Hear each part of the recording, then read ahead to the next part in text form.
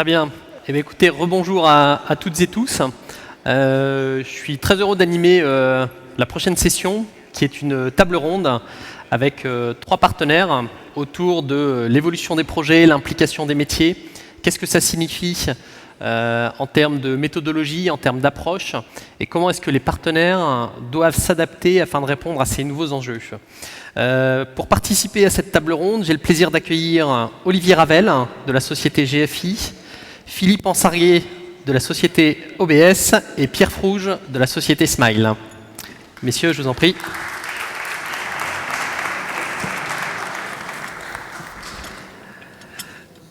Alors simplement pour vous, je vais vous présenter en quelques mots. Pierre, vous êtes consultant avant-vente chez Smile. Alors Smile, pour ceux qui ne connaissent pas, c'est un leader européen dans l'intégration de solutions open source, spécialiste aussi des architectures web. Près de 800 collaborateurs. Vous intervenez vous-même principalement sur ces sujets d'architecture et de portail, sujets sur lesquels vous avez écrit un livre blanc pour Smile. Philippe, vous êtes directeur technique national au sein d'Orange Application for Business. C'est une division software et services au sein d'OBS. 2700 collaborateurs environ. Et au sein d'OAB, vous êtes en charge, entre autres, de la stratégie de capitalisation, de l'industrialisation des filières de développement et des partenariats stratégiques. Et Liferay fait partie de cette practice Customer Experience. Et Olivier, enfin, vous êtes manager au sein de l'activité Digital Content and Services au sein de GFI Informatique. GFI, c'est 11 000 collaborateurs, dont à peu près 500 sur la partie GFI Digital. Et vous occupiez auparavant des postes de direction de projet, d'architecte. Et vous travaillez depuis 10 ans à peu près sur les solutions Liferay, si je ne m'abuse. Alors Olivier, je vais commencer avec vous. Pour évoquer justement ce sujet de la transformation digitale, on en a déjà parlé ce matin. Ce qui nous intéresserait, c'est que vous nous précisiez, compte tenu du rôle des sites web, des portails, dans ce sujet de la transformation numérique, comment est-ce que vous voyez tout cela se concrétiser sur le marché? Est-ce qu'il y a des évolutions dans les canaux qui sont mis à distribution en place par les entreprises? Comment est-ce que concrètement vous voyez tout ça se mettre en place? Alors oui, ça a beaucoup changé ces dernières années. Je dirais que quand on a commencé sur Liferay il y a une dizaine d'années, les projets étaient plutôt orientés collaboratifs, des intranets ou alors de l'institutionnel, du .com. On a vu ces dernières années s'opérer en fait un changement radical, donc la transformation digitale de nos clients, qui vont de plus en plus vers des applications de type business. Donc, on quitte la sphère comme marketing pour s'orienter vraiment sur la partie business, vente en ligne. Pour donner un exemple, on a beaucoup de clients qui ont des enjeux de détournement finalement du trafic, par exemple centre d'appel ou canal physique, vers la plateforme digitale. Voilà. Donc chez certains grands... Orientation de flux. C'est ça, c'est ça. Ouais. Et quand on arrive à détourner 10, 15, 20% du trafic centre d'appel vers le canal digital, quand on connaît le coût d'une position en centre d'appel, on a tout de suite, des enjeux de ROI extrêmement forts. Donc ça, c'est les approches d'utilisation du digital pour un mode, je dirais, défensif. Donc conserver ses marges, optimiser ses coûts de fonctionnement. On assiste aussi à des changements de SI sur le plan digital dans le cadre de stratégies offensives, c'est-à-dire nos clients se servent du canal digital pour pouvoir s'étendre par exemple à l'international, ouvrir de nouvelles lignes de service, tout un tas de choses qu'ils ne pouvaient pas faire auparavant sur le pur canal physique par exemple. Donc ça devient un outil commercial, pas un gadget. D'accord. Donc on voit un rôle extrêmement important de ce canal. Alors je termine en disant que bien entendu, on continue à travailler dans la sphère des projets collaboratifs, les .com, etc. Ça poursuit, hein, ça ne s'est pas arrêté. Très bien, entendu. Mais c'est important de le préciser. Alors Pierre, on le voit, il y a une évolution du rôle du digital dans les entreprises. J'imagine que pour vous, ça se traduit aussi par une évolution sur le type d'interlocuteur que vous êtes amené à rencontrer, ceux avec lesquels vous mettez en place ces projets. Est-ce que vous pouvez nous préciser un peu comment ça se traduit? Oui, tout à fait, comme tu le disais ce matin, et puis même quand le disait Franck l'année dernière à sa keynote, les interlocuteurs qu'on a dans les projets, bien sûr, ont migré de la DSI vers des acteurs qui sont directement du métier et qui, du coup, ont des besoins et façons de parler complètement différentes. Et donc c'est pour ça que chez Smile, par exemple, on s'est complètement organisé en business line, chacune étant responsable d'adresser une population de services chez le client. D'accord. Donc il faut savoir parler le langage de ces métiers, comprendre leurs problématiques pour adapter le type d'approche, de solution qu'on met en œuvre. Exactement. Donc le message doit complètement être formaté en suivant qu'on parle à une DSI qui va du coup plus sur des problèmes de plateforme et de technique, ou du métier qui lui va beaucoup plus raisonner sur des enjeux business, bien sûr, et des indicateurs de cet ordre-là. D'accord. Philippe, est-ce que c'est quelque chose que tu confirmes? On peut se tutoyer, enfin on se tutoie, donc est-ce que c'est quelque chose que tu confirmes, tant sur le type d'interlocuteur que tu es amené à rencontrer, qu'en termes de logique budgétaire, qui dispose des budgets, qui les conduit, qui participe à ce type de projet? Alors, je suis complètement en phase avec ce que vient de dire Pierre. On a le même constat que ce que tu viens de faire. Juste pour peut-être faire un lien avec la keynote ce matin de Brian, je trouve qu'il a eu un angle d'attaque qui me paraissait extrêmement intéressant en comparant le monde analogique avec le monde digital, où finalement le monde digital nous permet de voir des choses qu'on n'imaginait même pas pouvoir voir. Ce qui veut dire qu'au niveau d'implémentation et de réalisation des projets, et donc en termes d'interlocuteurs, on passe nécessairement d'équipes qui ont une approche purement très technocentrée à une approche qui est complètement métier. Donc oui, aujourd'hui, les interlocuteurs qu'on rencontre sont le marketing, DRH, et puis tous les verticaux qu'on retrouve à l'intérieur d'une société. Et puis quant à ce qui est de la partie financement, ou plutôt où se trouvent les budgets, je trouve que sur ces dernières années, on a eu une évolution de la position de la DSI, qui se met plutôt dans une posture de service des directions métiers, et même dans certains de nos clients, on voit des DSI qui deviennent des départements ou une entité d'une direction financière. Donc ça veut également dire que les budgets ont changé de tête ou ne sont plus que sur des environnements purement techniques. D'accord. Alors Olivier, on le voit, on a une évolution, enfin des tendances relativement fortes.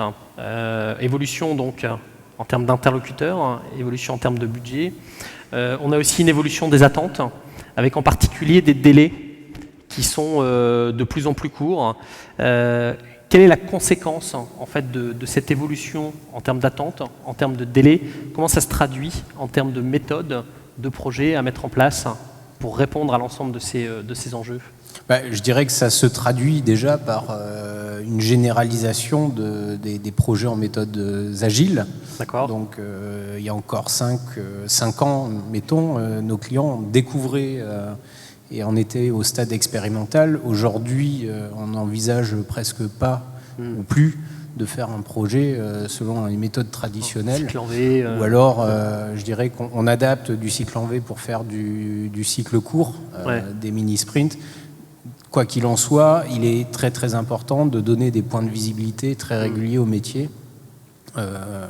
Quand on est sur un projet de 6-9 mois, c'est des tronçons livrés minimum tous les mois, par exemple, pour être capable de réorienter le projet en cours de route, parce que le métier voit le projet progressivement d'une manière différente, par exemple. Donc nous devons avoir l'agilité nécessaire, et en termes d'organisation sur les projets, et l'agilité, bien entendu, contractuelle. Donc tout ceci, on l'a vu progressivement se mettre en place chez nos clients. Je dirais qu'aujourd'hui, ces process-là sont très très bien rodés. Et ce que l'on constate aussi, c'est que la prise, ce qu'on disait tout à l'heure, la prise en main de ces projets par les métiers est de plus en plus dominante. On fait ce constat-là aussi. La plupart de nos clients commencent à s'organiser autour, par exemple, de direction du numérique, qui vont rassembler, grosso modo, tous les systèmes frontaux, digitaux, le CRM, le portail, voilà, ça va jusqu'à la supply, par exemple, aussi, chez les retailers, par exemple. D'accord. Et en termes de méthode, aussi de conception, je crois qu'on avait évoqué des conceptions avec du prototypage, de la co-construction, ce genre d'approche. Alors ça fait partie intégrante du projet. Alors on continue bien entendu à produire de la documentation technique, papier, fonctionnel, mais ce qui est le plus important, c'est que lorsqu'on agit avec un produit comme Liferay, et le produit s'adapte très très bien à ça, les écarts de point de vue peuvent être parfois assez lourds de conséquences en termes d'interprétation de ce que fait le produit et de ce que pense devoir faire le produit côté métier. Donc on prototype effectivement toutes nos étapes projet, mais je pense que c'est strictement pareil chez mes confrères. Ça passe par des étapes de prototypage dans les ateliers. Et effectivement, Liferay est un produit qui est super pour ça, puisque très rapidement, on peut arriver à sortir des résultats très très visibles, même si derrière, c'est pas forcément fini. Mais au moins, les métiers peuvent juger sur pièce, quasiment à la sortie de l'atelier, le sujet qui aura été traité lors de l'atelier. Voilà. D'accord, donc pour favoriser l'alignement, la compréhension des deux parties. Philippe, tu constates ce même genre de choses. Est-ce que, par ailleurs, il y a, peut-être en termes d'approche, on avait évoqué aussi tout ce qui était l'évolution de tout ce qui était time to market versus time to feedback. Peut-être est-ce que tu peux nous expliquer un peu ce que tu entends par là ou comment tu le perçois sur tes projets? Je vais compléter ce que vient de dire Olivier sur la partie agilité ce que j'ai l'habitude de dire en fait, c'est qu'hier ce qui était important c'était de fonctionner pour pouvoir adresser des besoins de time to market. Aujourd'hui, être sur le marché, c'est pas suffisant. C'est pour ça que la notion de time to feedback me paraît beaucoup plus intéressante. Ce qui va prévaloir, c'est d'être très rapidement ou le plus rapidement possible sur le marché pour pouvoir montrer une présence et développer sa stratégie de service qui va autour. Et pour compléter ton propos, nous de notre côté, je pense effectivement que l'agilité a énormément apporté, mais certaines pratiques de l'agilité, notamment ce qu'on a autour du Lean et notamment du Lean Startup avec les notions de l'MVP, le Minimum Viable Product, permet de pouvoir se concentrer très rapidement sur ce qui dégage le plus de valeur et avec un outillage comme celui de Liferay d'avoir ce qui nous permet finalement de pouvoir facilement rentrer dans ces opérations de prototypage ou de démonstration et de rapidement se concentrer sur finalement ce qui va être l'essentiel. D'accord. Et je crois qu'aussi c'est un des impacts en termes de technologie sur lesquelles on va s'appuyer, des nouvelles méthodes pour livrer, le sujet des containers dont on a effectivement parlé, des impacts aussi au terme des technologies qu'on utilise pour faire tout ça. Tu as tout à fait raison, parce qu'à partir du moment où ce qu'on veut viser, c'est de l'agilité de production et donc de la rapidité pour atteindre les clients, on se pose la question de mettre en place un continuum d'activités, des opérations de production jusqu'aux opérations d'exécution et donc de management de services en production, ce qui pose énormément de questions et qui fait sauter un certain nombre de frontières, parce qu'à partir du moment où on travaille dans un continuum, c'est quoi une conception, c'est quoi un build, c'est quoi un run, à partir de quand commence un service managé, ça pose énormément de questions et amène des impacts absolument à tous les niveaux, au niveau organisationnel, au niveau direction, au niveau méthodologique et également au niveau de l'outillage des équipes.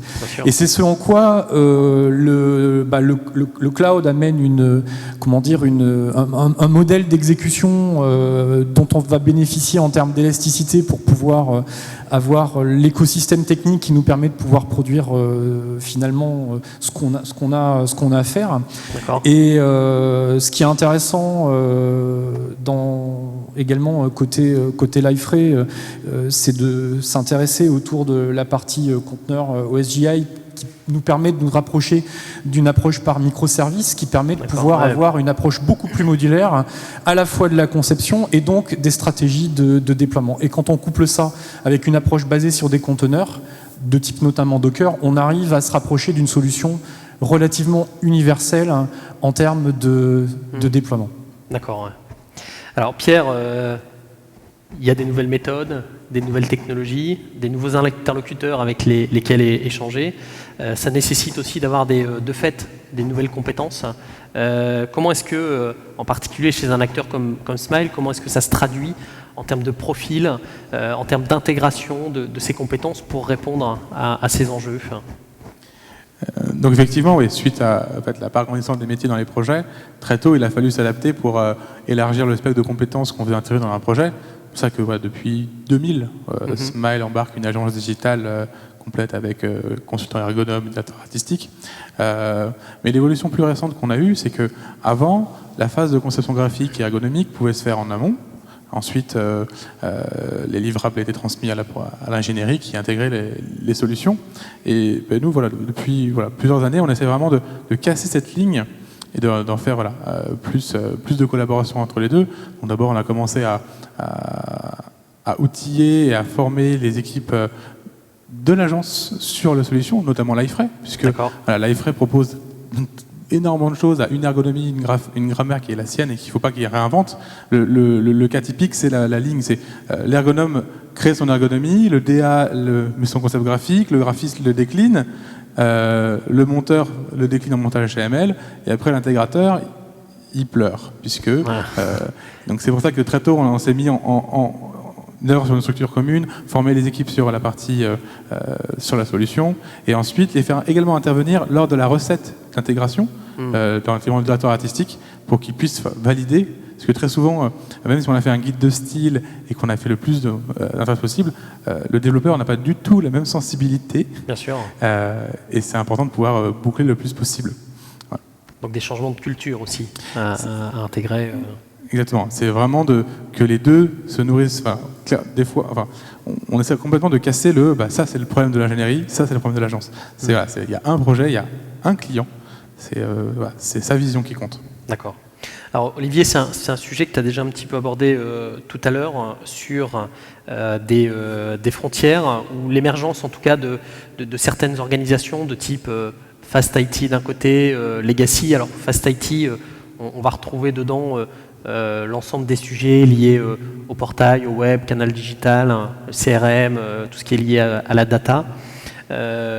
Comment est-ce que tu perçois ce phénomène et comment est-ce que GFI s'y adapte aussi pour répondre à ces enjeux avec des contraintes qui sont différentes? Alors nous, oui, effectivement, c'est un sujet qu'on voit apparaître depuis quelques années, là aussi, 1 an ou 2. De plus en plus de directions de DSI digitaux apparaissent, voire d'organisations totalement dédiées au digital chez nos clients, donc qui effectivement embarquent les briques CRM, portail, tout ce qui est nécessaire dans les opérations front, y compris chez certains acteurs. Par exemple, on parle de sujets de digitalisation du point de vente. Tout ceci, finalement, rentre dans des organisations très agiles. Donc, on assiste aujourd'hui, je dirais, à un split entre le digital IT d'un côté et le basic ou legacy IT de l'autre côté, sans vouloir employer de termes péjoratifs pas les confronter, qui peuvent blesser. Ouais, et effectivement, donc nous, chez GFI, on s'est mis dans ce type d'organisation. Donc on a une organisation miroir par rapport à ces directions DSI digitales. Donc on a créé un pôle qui s'appelle GFI Digital qui finalement regroupe toutes les expertises digitales du groupe au sein d'une entité de manière à offrir un portfolio de prestations déjà capitalisées, homogènes. On parlait des problématiques d'intégration, design, etc. Donc on a fait l'acquisition d'une agence digitale, d'une web agency en début d'année dernière. Aujourd'hui elle est intégrée, les équipes sont parfaitement mergées. Effectivement, la problématique de l'agilité, on va la retrouver chez GFI de bout en bout. L'agence web qui travaille de manière très rapprochée, et ça c'est important, faire ce qu'on appelle du sans couture sur nos projets. Donc on fait de plus en plus de sans couture avec des monteurs HTML par exemple qui connaissent parfaitement la solution Liferay et qui vont savoir designer des gabarits parfaitement adaptés pour que ce soit pas la galère pour les développeurs. On a tous connu ces choses-là. Et je dirais un cran plus loin, c'est-à-dire que nous on va vers le DevOps. Je ne sais pas si vous avez dans la salle entendu parler des problématiques de DevOps. Un des grands enjeux chez nos clients, c'est l'agilité dans le run, c'est les mises en ligne permanentes finalement. Et pour pouvoir arriver à plus d'agilité, finalement, on va jusqu'à intégrer finalement les équipes exploitation dans nos propres équipes, de manière à ce qu'on ait là aussi du sans couture sur la partie run, exploitation, hébergement. C'est ce que peut-être c'est ce qu'on pour avait préciser, voilà. DevOps, c'est faire travailler en même temps la partie études, la partie prod, les métiers, pour que tout le monde soit responsable au même niveau. C'est all in one. Et chez GFI, cette offre, elle s'appelle One Stop Shopping. L'idée étant de dire, à l'intérieur d'un seul contrat, finalement, on a tout le portfolio des prestations de services de mise en place d'un système digital. D'accord. Alors Philippe, ça a demandé aussi pour Orange Application for Business, cette transformation, ça a demandé aussi une évolution de la structure, une évolution des approches, une évolution des méthodologies. Tu me parlais lorsqu'on avait préparé l'entretien des ateliers qui étaient mis en place, des ateliers de facilitation, de la transformation également en termes de culture pour une structure comme OAB. Est-ce que tu peux nous en dire un peu plus sur ton expérience sur ce sujet ? Alors, tout à fait. On va dire que l'évolution de notre structure et de notre organisation s'est faite à l'image de ce que l'on vient de partager depuis maintenant le début de la table ronde, c'est-à-dire qu'on a un ADN qui à la base est extrêmement technologique, pour pas dire geek. D'accord. Ce qui n'est pas forcément un défaut. Ah non, mais ça ne me pose aucun problème.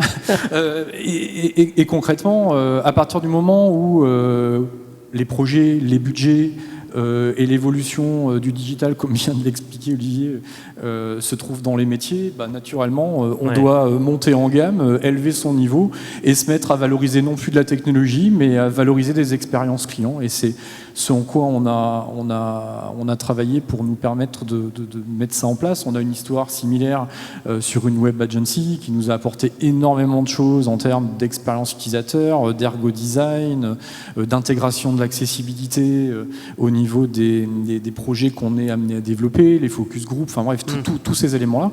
Et puis il y a également un point important. Moi, j'ai la chance de gérer la relation avec tous nos partenaires stratégiques et il se trouve qu'on est également bien accompagné et entouré par les équipes de Liferay, donc en étant également à leur écoute et en étant vigilant sur les points et tout simplement le fait de travailler ensemble, je pense qu'on a su faire évoluer notre organisation pour pouvoir se mettre dans une approche qui est de servir la culture et l'expérience de nos utilisateurs. Oui, ce que tu me disais, c'est qu'effectivement, il y a des changements de culture, mais ça implique aussi de savoir être à l'écoute. Il y a des attentes en termes une certaine sincérité vis-à-vis de ce qu'on exprime pour pouvoir le prendre en compte et s'adapter en fonction de ces différents sujets. Ça, je pense qu'on l'a tous partagé depuis le début. Je pense que l'impact de l'agilité dans la relation, qui est d'avoir d'abord une approche carrément basée sur une dimension partenariale. Enfin voilà, la transparence, je pense que c'est l'une des 4 valeurs essentielles de la démarche. Je pense que ça y est pour beaucoup. Bien sûr. Alors Pierre, on l'évoquait, donc il y a toutes ces évolutions de méthodologie, de compétences. Il y a aussi une évolution des métriques pour être capable de mesurer la manière dont un projet évolue. Comment est-ce qu'on mesure le succès du projet ? Comment est-ce qu'on le mesure entre les métiers, la DSI ? Absolument. De toute façon, tout est lié à l'importance grandissante de la vision métier du service du client dans les projets. C'est pour ça qu'après avoir élargi les compétences du pur ingénieur, on y adjoint des ergonomes.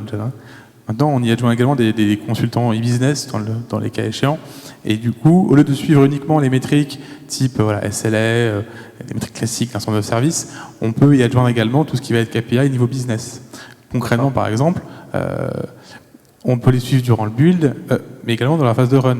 Aujourd'hui, on a une offre qui s'appelle SPL, suivi post-lancement, où on va accompagner le client dans le suivi des indicateurs métiers. Donc typiquement, si on est sur du business, ça va être tout ce qui va être taux de transformation, etc., pourcentage de mise au panier, et tous les indicateurs qu'on peut optimiser.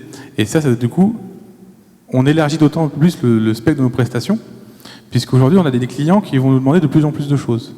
C'est-à-dire que les appels d'offres avant, ça était juste la partie ingénierie. Puis après, la partie ingénierie et la partie agence. Et maintenant, on tombe également sur des appels d'offres qui vont inclure également jusqu'à la partie marketing parfois. Et du coup, ça nous oblige on est un institut de service, on est au service des clients. Et donc voilà, il faut répondre à leurs demandes, quitte à intégrer la dimension conseil dans l'expertise. Par contre, il faut apporter un point d'attention. Si on est, par exemple, sur un domaine très très particulier, très métier, il n'est pas dit que l'agence qui apporte la meilleure expertise sur la partie métier ait les compétences suffisantes techniques pour assurer la bonne fin du projet. Donc parfois, il est plutôt favorable de séparer les sujets. D'accord, donc tout dépend aussi de la typologie de projet pour lequel les solutions répondent le mieux. S'il y a une évolution des métriques, il y a aussi une évolution des modèles contractuels. Peut-être, pour répondre à ce genre de sujet. Il y a l'apparition aussi de nouvelles notions. On avait évoqué, Olivier, les notions de success fees. pour intégrer peut-être un peu plus loin encore la société de service au succès du projet? On y va, donc effectivement, progressivement. Donc là, je dirais que ce sont des challenges supplémentaires pour l'intégrateur, hein, très clairement. Donc là, je suis en train de donner plein de bonnes idées à tout un parterre de clients. Ouais, voilà. Et donc, effectivement, la tendance qu'on voit émerger, on voit apparaître alors les success fees depuis relativement longtemps déjà. D'accord. Pourquoi ? Parce que nos clients la plupart du temps, sur tout ce qui est digital service online, un enjeu fort sur le time to market, avec des enjeux de ROI extrêmement forts. Si on revient 2 secondes sur le retail, par exemple, sortir une plateforme de commerce en ligne avant les périodes de solde, c'est absolument fondamental. Et le chiffre d'affaires, il n'est pas le même, plus du tout le même. Donc ça, ce sont des exemples, mais il y en a absolument dans tous les secteurs d'activité, y compris même, je dirais, dans le secteur public. Hein. Il y a des enjeux de communication liés à des opérations, des échéances électorales, par exemple, des choses comme ça, où le TTM est extrêmement important. Donc on rentre dans ces notions de success fees, bonus, malus. Hein. Avant, c'est vrai qu'on avait surtout la notion de pénalité. Hein. Voilà, et maintenant, on intègre aussi la notion de success fees. Et le cran d'après, c'est qu'on glisse également vers du pay-per-use. D'accord. Donc ça, c'est nos factories agiles. On l'a de plus en plus.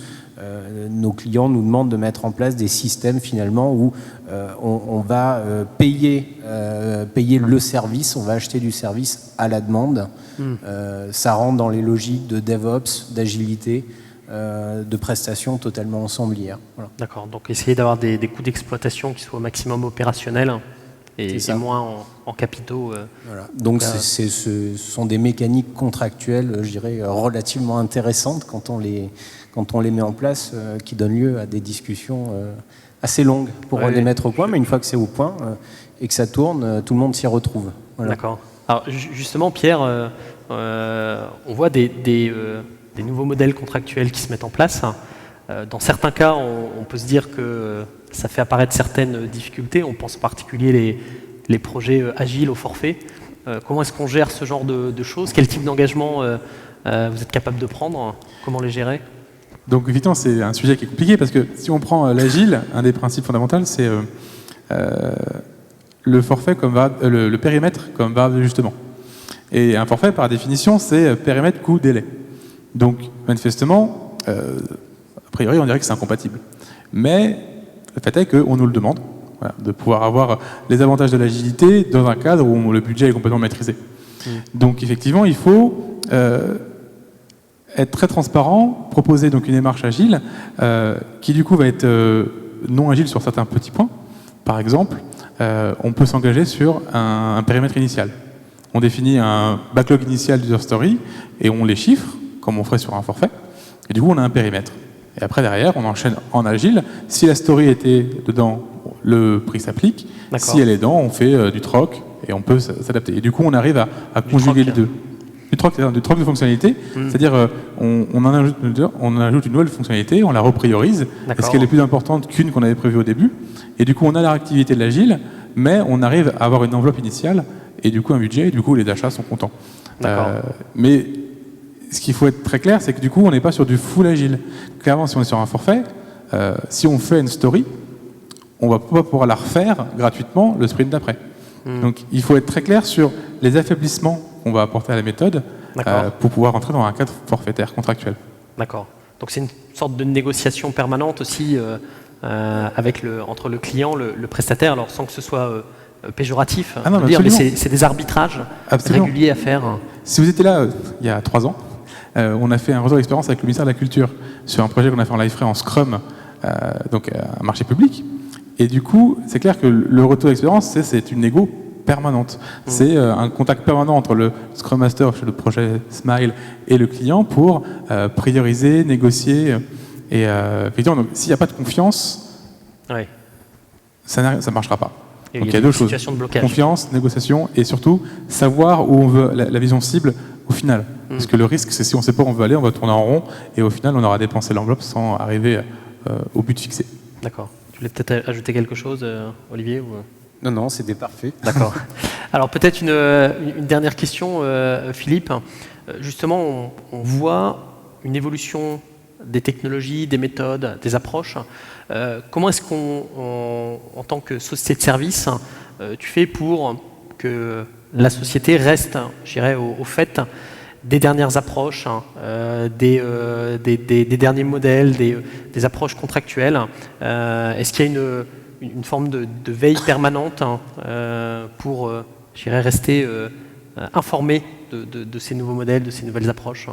Alors, tout à fait. Et il y a deux éléments de réponse à ça. La première, sur la veille, c'est le cœur de ma mission et j'ai la chance de travailler avec tout un ensemble d'évangélistes techniques et d'experts technologiques où on est dans une approche clairement d'études de prototypage et de s'appuyer très rapidement sur les projets opérationnels pour évaluer concrètement les promesses de ces écosystèmes. Et d'un autre côté, le fait de pouvoir s'appuyer comme une structure comme Orange, où je peux bénéficier de l'intégralité du réseau, notamment de scout au niveau des startups. Moi, je vois passer entre 300 et 400 startups par an, j'en fais pitcher plus d'une centaine.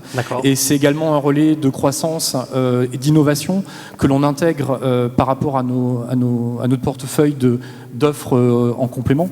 Et peut-être pour terminer, sur un point qui m'est cher, c'est la partie industrialisation. Et en fait, pour faire un peu le trait d'union avec mes confrères, on est rentré complètement pour moi dans ce que j'appelle le syndrome Daft Punk, c'est le cheaper, faster, safer, ainsi de suite. On doit produire plus de fonctionnalités pour moins cher, la culture de la mesure, le time to feedback, et finalement, pour pouvoir tenir cette posture d'industriel, il faut que la stratégie d'industrialisation soit un principe de base de production, sinon nos assets technologiques ne peuvent pas être un facteur de compétitivité. D'accord, très bien. Écoutez, merci, puis ça nous permettra de terminer la table ronde en musique avec Daft Punk. En tout cas, on le voit, on est sur un environnement qui change, tant en termes de compétences, de technologie, mais aussi de culture. Et pour s'assurer le succès d'un projet, ça paraît être des éléments absolument essentiels. En tout cas, je crois qu'on peut remercier nos 3 participants à la table ronde et les applaudir pour leur sincérité. Merci.